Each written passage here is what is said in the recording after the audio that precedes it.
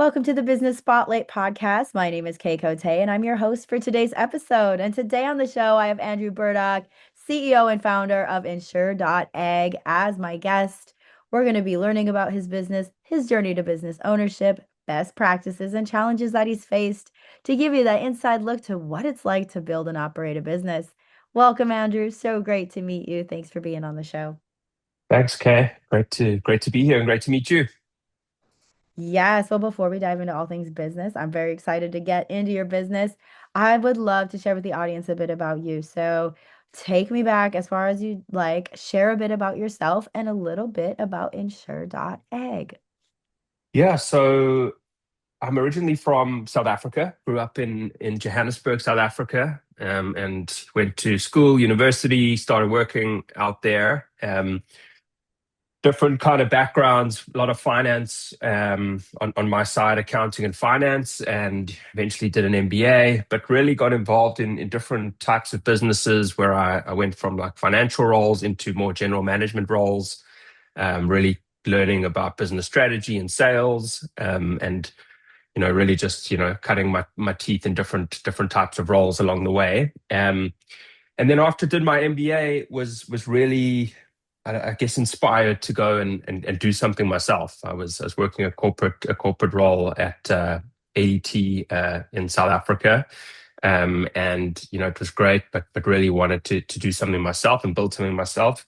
And at about the same time as I was looking to do that, I was introduced to the co-founders of a company called Aerobotics in South Africa, and Aerobotics started. That was around 2016.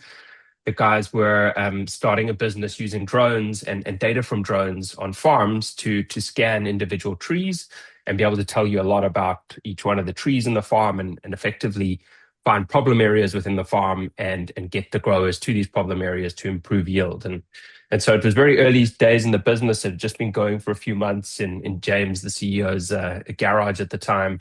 And they were looking for somebody to join the team as the commercial co-founder. And so I think the timing was perfect. I was looking at starting something, and this was something ready made and some super smart and awesome founders to go and do this with. So yeah, 2016 jumped out of the security of excuse the pun, but the security of the security world, and went into aerobotics with the guys and got everything running. And at that stage, I was pretty much responsible for anything that wasn't tech. So from sales, marketing, HR, legal, finance, anything else that we did, and we started building that business out across South Africa. So it was really like we had this technology, but really finding a use case for it, and getting and finding the product market fit, I think, for this. And we went through a number of different iterations, but really started building that business, and then got into a few different countries. So we started operating then in Australia. We started operating a bit in Europe, and then in the United States.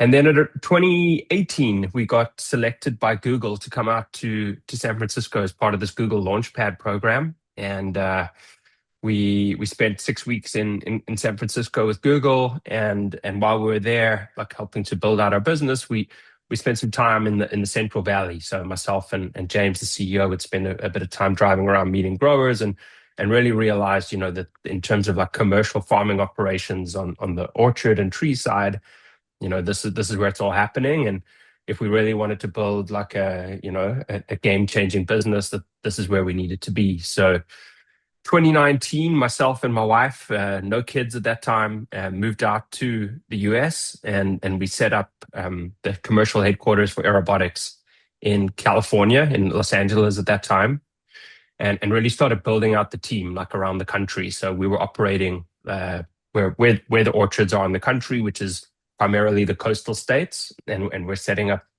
team members across a lot of those different states and really like getting to market properly out here. And at that same time, we got approached by one of the crop insurance businesses out here to help them with inspections using the drone data that we had. So if you've got a crop insurance customer, you've got a policy, but you don't know exactly what the farmer has on the ground. So you need to go to the farm and check how many trees does he have, how many of those are actually in production, how many acres. And so they were doing a lot of that stuff manually with adjusters on quad bikes and clickers, and we essentially replaced a lot of that with the drone data and got involved for the first time in crop insurance. So there was kind of two businesses running. The one was like helping farmers improve their yield, and others was working with the insurance company. And so that's how we got into crop insurance and got to understand that business. We ended up building a reasonable size business on that side for a couple of years, growing it out, but getting to learn crop insurance and getting to meet different agents and growers on that and really get deep on it and understand the federal crop insurance program out here in the US. And I think realized that there was a big opportunity to disrupt that space. That the data that we were using for the inspections was actually much better used upfront to set a policy up for a grower. And so what we did is we spun the business around a little bit and we created a crop insurance brokerage within AGRIBUSINESS called AGRIBUSINESS Crop Insurance Services and pivoted to actually sell crop insurance to our farming customers, and with the differentiator of using data to really dial in the accuracy of a policy and to make sure that if somebody thinks they've got 1,000 acres, they often tend to have maybe 900 acres because there's roads and missing trees and all sorts of things. So these policies were often incorrect. And so we got involved to provide that to our customers as a service to really improve what agents were offering. And so yeah, we started that business and got going on it and started growing it out, and it was going very well within AGRIBUSINESS. But the AGRIBUSINESS business was also building yield estimation technology on their side. So there's two really diverse businesses doing different things, and only so much capital that the business had to grow. And so it came to a point where we had to decide which way forward each of these businesses would go. And I came to an agreement with the board of AGRIBUSINESS about a year ago to actually buy the crop insurance business out of AGRIBUSINESS and spin it into its own new business called insure.ag. And so that we could really spin that out, get its own capital, grow its own team, and really focus the technology on the crop insurance side. And AGRIBUSINESS could go ahead and continue on the road to solving the yield problem for growers and the estimation problem. And so, yeah, we did that. Last year, I went out and found investment from some connections we had back in South Africa. Very impressive insurance executives from there that have built a couple of venture capital companies and raised the money to purchase the crop insurance business and additional capital to grow that out. And so insure.ag went officially live September last year. So we're 6-7 months into the business now. And it's gone extremely well. We've gone from myself to 11 in the team over the last 6 months. The revenue has quadrupled from essentially what we bought originally, and it's profitable already after 6 months and continues to grow pretty rapidly. And we've got unique technology now that we're building within the business to differentiate and grow, and very excited about where it is in its early days, but good days so far. Oh, well, that's incredible. Thanks for sharing that backstory, especially as you know, brought that into its own entity and like building that out. So, I'd love to share like a little bit about your day-to-day. So, with everything you're working on, what is your current day-to-day look like or a typical week look like for you, especially navigating both of these businesses? Yeah, there's a few different, I guess, functions in this business. So we've got a sales component, sales marketing, and that's selling crop insurance directly to growers, but being the risk manager for these growers and the real advisor, somebody who's a real expert on this. So there's a lot of technical information that goes along with that. So it's really like building that team and running and managing that team that can have these conversations in each one of these regions with the growers. Then there's another function of trying to find more of these agents, and these experts to join the team to continue growing into other areas.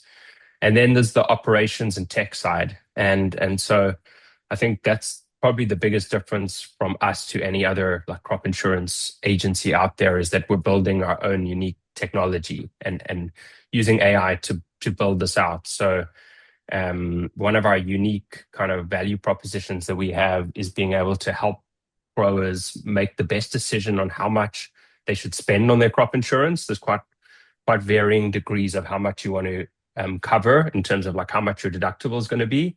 And it's always been a very difficult and almost quite often, a thumbs up decision. But now we've brought some AI and science together to really help these growers make those right decisions. And so we've got a team of technology people building that out day to day, and then using AI as well to completely, I suppose, change how the back office and operations of a crop insurance business work as well.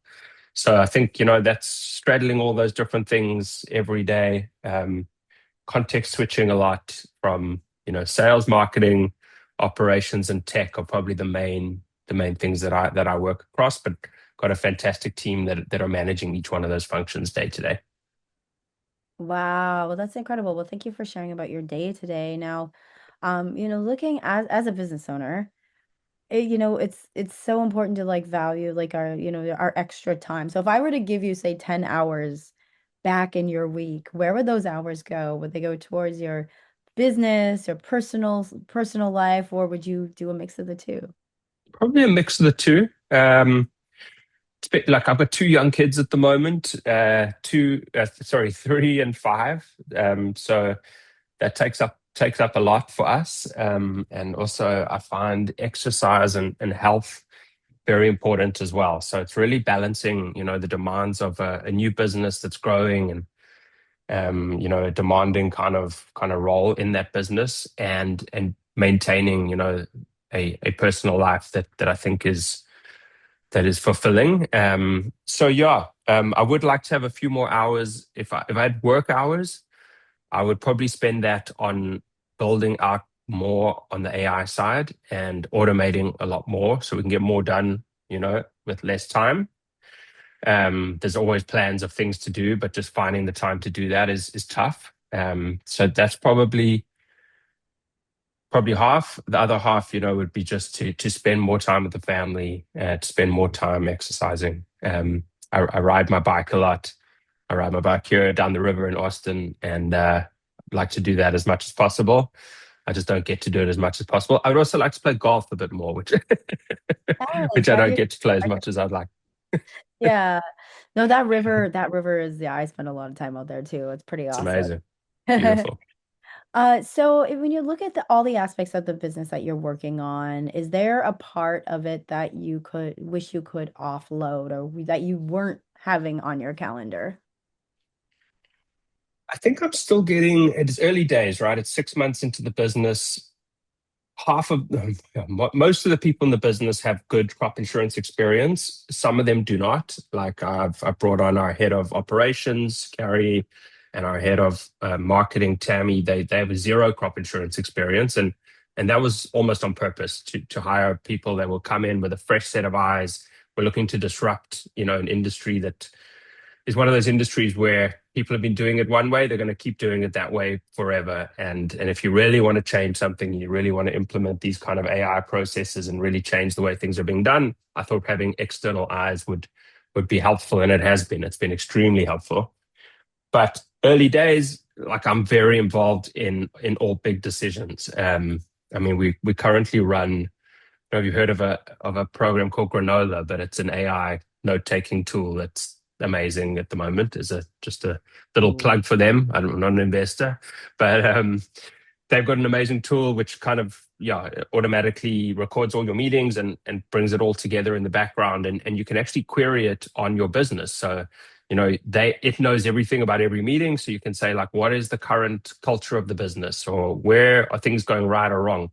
And the feedback that I get out of it very often is that I'm kind of the bottleneck in the business at the moment by still making a lot of the even smaller decisions day to day, like the big ones, yes, but the smaller ones, like what color hats are we getting made? Those kind of things. Like I'm still getting my head very on my brain very much in the weeds of the business every day.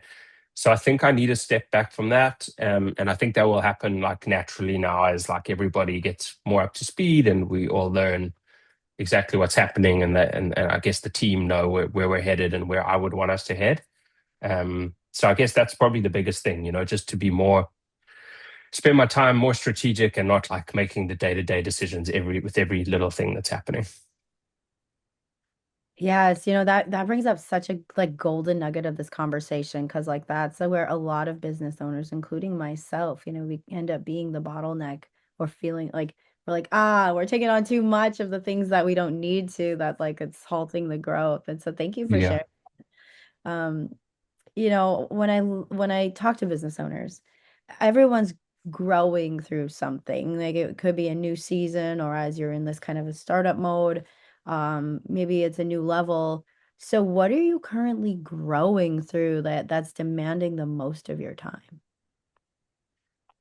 So I think like we're 6 months in, and it's very cyclical, this business, based on the crop season. So we started, and then we had a sales closing for all of our policies. So between November and March, all of our sales get done. And then we got to wait until November to sell again. But that went really well. We got an amazing small team on board. Everybody that came on did really well on the sales side. And, I think we shot it out the park year one. But now it's year two. And straight away, that's all out the window, right? So very much like what I'm going through now is like, cool, we did step one. We raised the money, we got the team in place, we have got profit in the door already. We're a sustainable business. But the investors are going to set targets, and we signed off our new budget for this financial year, which we just started yesterday, and we have to hit those targets. And now it's like, really, can we take this thing from like a small business to a big business over the next couple of years, right? And that's what I spend my days at the moment getting my head around and trying to make sure, like, we need a few wins to take it from here to here. And replicate what we've done up front. And I think, that's probably the biggest thing at the moment. Our, a lot of the hires that we had early days, and the customers that came on were like friendlies, like, we kind of had the connections. It was our network. Now it's out. Now it's time to go outside the network. It's time to really get like, sales from externals that we don't know, finding team members to join in different states that we don't know. And yeah, it's going to be challenging, but interesting. I think if we can have a good year now, year two, I think we're set up to build a very impressive and big business here. Yes, definitely. That is so true what you just said. So now when you're looking at all of the things you're growing through, um, what happens if you don't get this figured out in the next, like, say, 6 to 12 months or this next year? But I don't think that's really an option, right? And so that's, I mean, I spent 10 years in aerobotics before I came across to insure.ag. Aerobotics had about five different lives within that 10 years, right? You go down a road, you go to different regions, you try different products, you're just trying to find that like product market fit. You're trying to find the strategy that gets you the customers. You're trying to find the strategy that keeps you the customers, whatever it is, right? There's always this stuff going on, and I think that's what's going to happen here most likely. Some things we try will work, some things won't, but like having the perseverance to and the team to really like keep innovating and keep pivoting to the right strategy, even if it's not like changing the business and changing the product, but the strategy of acquiring customers, of servicing these customers. So yeah, I mean, there's no choice that it's not going to work. It has to work. It's just finding the way to make it work, and having the staying power, I guess, to make it work. Because there's going to be ups and downs. We've had a great start. There's a down coming at some stage for sure, and just being able to weather that and find your way out of it, I think is the biggest thing for entrepreneurial success. Very, very true. Now let's look at, like, fast forward looking to the future of the business. Where do you see the company going in the next 3 to 5 years? Yeah, so currently we're very focused on trees and vines. So on the what they call them specialty crops. Our technology is unique for that. On the drone side, our team are kind of specialists in that at the moment and in those states. But it's a very small part of crop insurance in the United States. It's like 10% of crop insurance. The other 90% is corn, soy, and everything else in, the middle of the country. And a massive opportunity there as well. There's some technology being built there more than there is in our space, but still, I think a big opportunity to improve what's being done, to really use technology to improve service levels and to reduce cost of service. And that's kind of where I think we'll need to move soon. Probably 2 to 3 years, we'll get into that space and become a national crop insurance brokerage. And then I guess is there anything else we can do? There's so much opportunity in the space. If we've got loyal customers that we're taking good care of, where else can we take care of them? And I think there is opportunity in other types of insurance potentially. And we're already getting asked about that by some of our customers, but at the moment we're really focusing on crop insurance. We really want to be specialists. But as the business grows and needs to continue to grow, maybe that's a route we could go as well. So lots of opportunity in the next 3 to 5. Definitely. Now, for you personally, when you get there and reach those goals, what does that unlock for you? Personally, well, I guess so. This is the first time I've been a CEO of a business. I was part of the founding team of Aerobotics and had different roles throughout the business, chief operating officer for a while, but I was never in charge, and it was never my business to really drive the destiny of and the direction of. So it's been super rewarding over the last 6 months to do that and to be in this position with the great team, that are, I suppose, buying into my vision, right? And I think everybody to a person in the company is super excited about what we're doing and super happy in their role. So that's been super rewarding. And I think for me personally, I've got a drive to build a successful business, with amazing people that actually makes a difference in the world, right? And I think if we can build something like that, where the team is happy, the customers are happy, that will make me very happy. There's always a financial aspect to it as well, right? So 10 years in a startup of aerobotics that has not exited yet, that's a long road. We started at aerobotics with no salaries for a couple of years, right? So to get to a point where we're building a successful business and a good financial outcome for my family is obviously important, and for the team that work for us and for our investors. But yeah, I mean, I think at the moment, and I've been thinking about this a lot myself. This business probably will exit one day, right? We'll sell this business and it will go on to its next life. And you know, if that could happen tomorrow, I mean, I would be very sad, right? There's nothing else I would really want to do right now. I'm having the most fun of my career building this business, and I'll continue to keep doing this for as long as that is the case. So yeah. Definitely. Well, thank you for sharing that. And, when you look at the gap between today and 5 years from now, what's the biggest obstacle? The biggest obstacle, I guess, there's a lot happening in the world with AI and where the world's going to go in companies. So like I think if we keep doing what we're doing and keep hiring the kind of people we're hiring, I think we will be successful, and I think the business will do well. But that we cannot ignore external factors like will there be a crop insurance agency in 5 years' time when AI is running everything? I'm sure that we're probably more protected than most, thankfully, as we're a relationships business. But I guess, yeah, that's something to be wary of.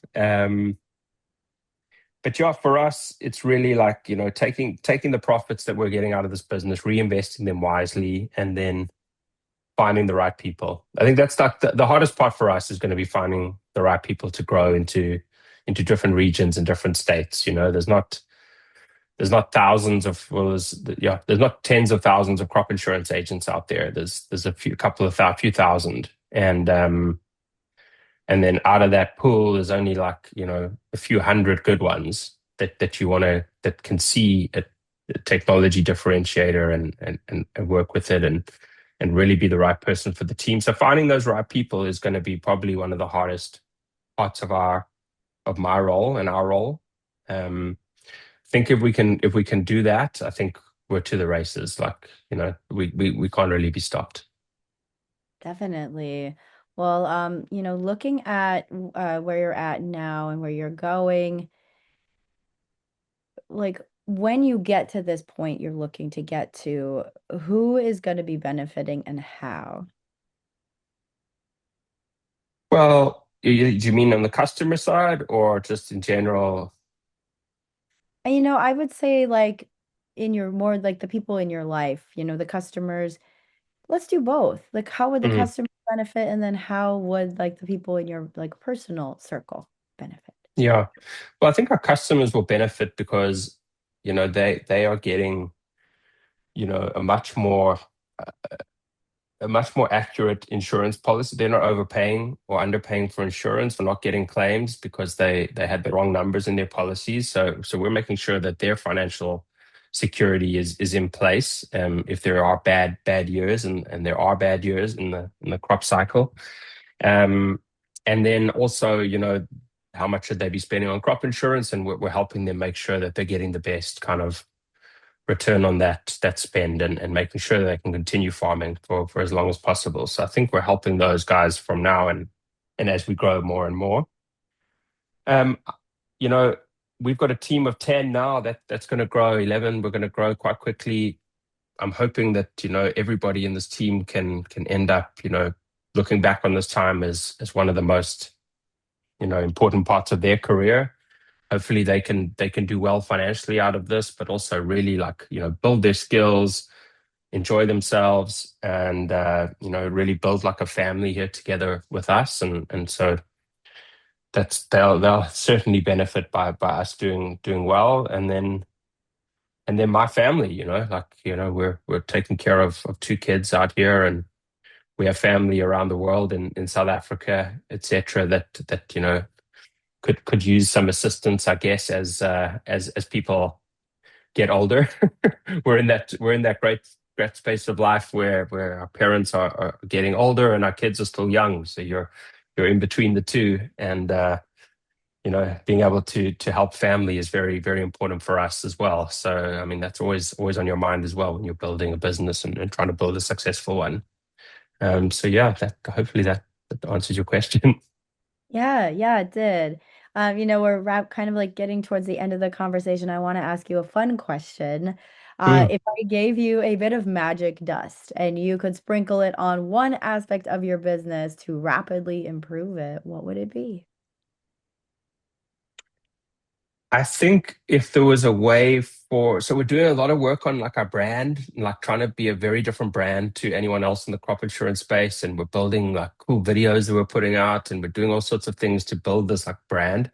If I could sprinkle it on that something could go viral and we got known throughout the crop space like overnight, by some cool ad that we did, or something that could just go viral overnight and just have that brand recognition, I think that's where I would use it, because then you can open any door. People will have a conversation with you if they know who you are, and yeah, that's how I would use it today. That is very true. Well, this has been such a great conversation, Andrew. Before we get to the final question of the day, let's help you get out there, go viral. How can people connect with you and your business online? Yeah, so you can go to our website, www.insure.ag. It's very easy to remember, and company name and website are the same. And you can get hold of me at Andrew at insure.ag anytime. And yeah, we'd love to hear from you. Whether you're a farmer or not, please reach out. Wonderful. Thank you, Andrew. And our final question of the day, what is most inspiring to you today? Inspiring to me. Sheesh, that's caught me off guard. Um, I'd say like the most inspiring thing for me at the moment is just my team and how they've come on board and taken the risk to come to this business and leave more established businesses where they've been for many years and come and give this thing a go and into a place that's like unstructured and startups are a bit messy and they've come and they've got involved and they got their hands dirty and they have a smile on their face every day and excited to be here. So yeah, very inspired by my team. Oh, wonderful. Well, thank you, Andrew, for just being on the pod, sharing your story, and I wish you all the growth in the world with your business. Thank you, Kay. Appreciate it.